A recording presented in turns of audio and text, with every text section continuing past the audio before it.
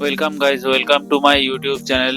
Friends, আজকের এই টিউটোরিয়ালে আমরা শিখব কিভাবে ফটোশপে আমরা ইরেজার টুলের সাহায্যে যে কোনো ইমেজের ব্যাকগ্রাউন্ডকে খুব সহজে রিমুভ করতে পারি। তো আমি এই কাজটি তোমাদের ফটোশপ সিসি 2019 ভার্সনে করে দেখাবো। তোমরা চাইলে ফটোশপের যে কোনো ভার্সনে এই কাজটি করতে পারো।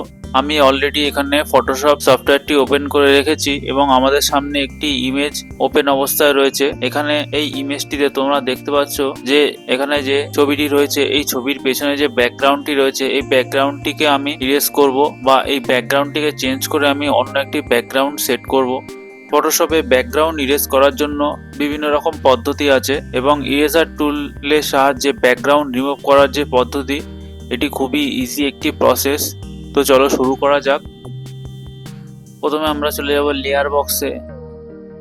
এখানে ক্লিক করার পরে দেখতে পাচ্ছ যে ব্যাকগ্রাউন্ড নামে একটি লেয়ার রয়েছে। এই লেয়ারটিকে আমরা প্রথমে আনলক করে নেব।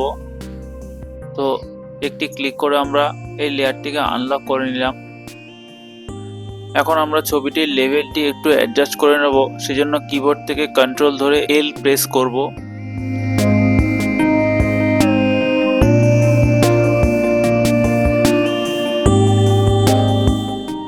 এখন আমরা চলে যাব বাঁদিকে টুল বক্সে। এখান থেকে ইরেজার টুলটিকে সিলেক্ট করব। তো ইরেজার টুলে ক্লিক করার পরে এর প্রপার্টি বার উপরে শো করছে। এখান থেকে আমরা একটি সফট ব্রাশ চুজ করব। এখন আমরা ছবিটির চারো সাইড বরাবর ইরেজ করতে থাকব ইরেজার টুলের সাহায্যে। প্রথমে আমি ছবিটিকে একটু জুম করে নিচ্ছি।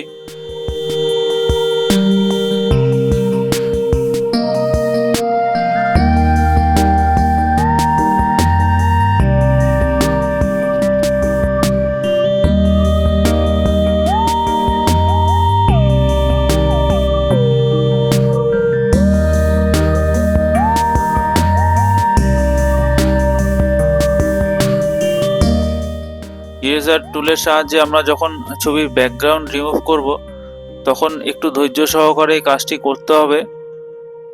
যদি আমি ব্যাকগ্রাউন্ড রিমুভ করার সময় যদি দেখা যাবে যে আমি মাঝখানে কোথাও এরকম গ্যাপ হয়ে যাবে, তাহলে কিন্তু আমরা সঠিকভাবে ছবির ব্যাকগ্রাউন্ডকে ইরেজ করতে পারবো না। ইমেজের চারি সাইডে যখন আমরা ইরেজার টুল দিয়ে ড্র্যাগ করব, তখন যাতে কোনো জায়গায় গ্যাপ না হয় সেটিকেও লক্ষ্য রাখতে হবে।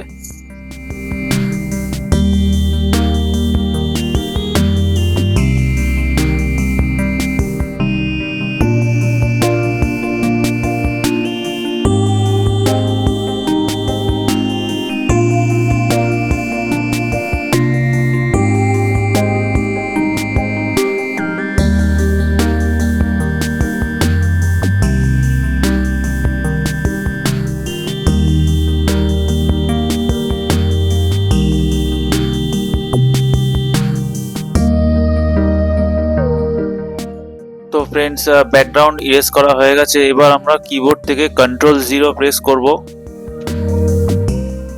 এখন আমরা চলে যাব লেয়ার বক্সে।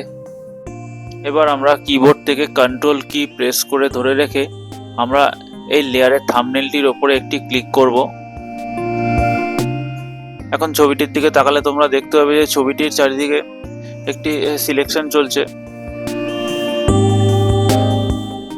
এবার আমরা কিবোর্ড থেকে কিউ প্রেস করব। কিউ প্রেস করার ফলে এখানে ডান দিকে যে টুল বক্স আছে, এখানে নিচে দিকে আসলে দেখতে পাবে যে এডিট ইন স্ট্যান্ডার্ড মোড, এই অপশনটি এনেবল হয়ে গেছে। এবার আমরা কিবোর্ড থেকে ডাব্লিউ কি প্রেস করব। ডাব্লিউ প্রেস করার ফলে এখানে ম্যাজিক টুলটি অন হয়ে গেছে। এবার আমরা ছবির মধ্যে একটি ক্লিক করব। এখন আমরা কিবোর্ড থেকে শিফট কন্ট্রোল এন প্রেস করে একটি নতুন লেয়ার ক্রিয়েট করব। ওকেতে ক্লিক করব। তো এখানে দেখতে পাচ্ছ যে একটি নতুন লেয়ার ক্রিয়েট হয়ে গেছে। এবার এই লেয়ারটিকে আমরা ফিল করব ব্যাকগ্রাউন্ড কালার দিয়ে। সেজন্য আমরা কিবোর্ড থেকে অল্ট ধরে ব্যাকস্পেস প্রেস করব। তো নতুন যে লেয়ারটি আছে, এই লেয়ারটি ফিল হয়ে গেছে। এবার এই চারিদিকে যে সিলেকশনটি চলছে, এটি ক্লোজ করার জন্য আমরা কিবোর্ড থেকে Ctrl+D প্রেস করব। এখন আমরা আরেকবার এইখানে যে নতুন লেয়ারটি ক্রিয়েট হয়েছে, এই লেয়ারটির উপরে কন্ট্রোল প্রেস করে আরেকবার ক্লিক করব। তো এই থাম্বনেলটির উপরে ক্লিক করার ফলে ছবিটি চারিদিকে সিলেকশনের মতন একটি অপশন চলে এসছে। এবার আমরা চলে যাব লেয়ার 0-তে। এই লেয়ারটি সিলেক্ট করে আমরা কন্ট্রোল জে প্রেস করব। এখন আমরা লেয়ার 1 এবং লেয়ার 0-র আইটি যদি ক্লোজ করে দিই, তো এখানে তোমরা দেখতে পাচ্ছ ছবিটির পিছনে যে ব্যাকগ্রাউন্ড ছিল সেই ব্যাকগ্রাউন্ডটি সম্পূর্ণভাবে ইরেজ হয়ে গেছে এবং ছবিটিকে আমি মুভ করাতে পারছি। এখন আমি চাইলে এই ছবিটির পেছনে একটি নতুন ব্যাকগ্রাউন্ড ক্রিয়েট করতে পারি। সেজন্য আমি এখানে একটি নতুন লেয়ার ক্রিয়েট করে নিচ্ছি। এই লেয়ারটিকে সেকেন্ড লেয়ারের নিচে আনবো ড্র্যাগ করে। এবার আমরা এখান থেকে ফোরগ্রাউন্ড কালারটিকে চেঞ্জ করে নিচ্ছি।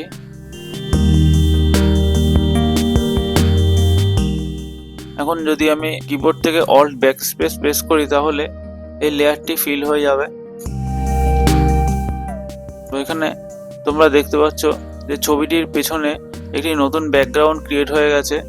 তো আমি এখানে যে প্রসেসটি দেখালাম ইরেজার টুলের সাহায্যে যে কোনো ইমেজের ব্যাকগ্রাউন্ড রিমুভ করা, এই প্রসেসটি ইউজ করে তোমরা যে কোনো ছবির ব্যাকগ্রাউন্ড ইরেজার টুলের সাহায্যে খুব সহজেই রিমুভ করতে পারবে।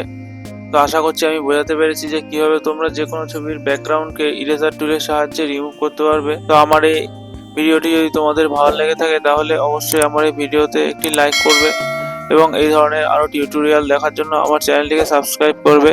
তাহলে দেখা হচ্ছে পরবর্তী কোনো টিউটোরিয়ালে। Thank you.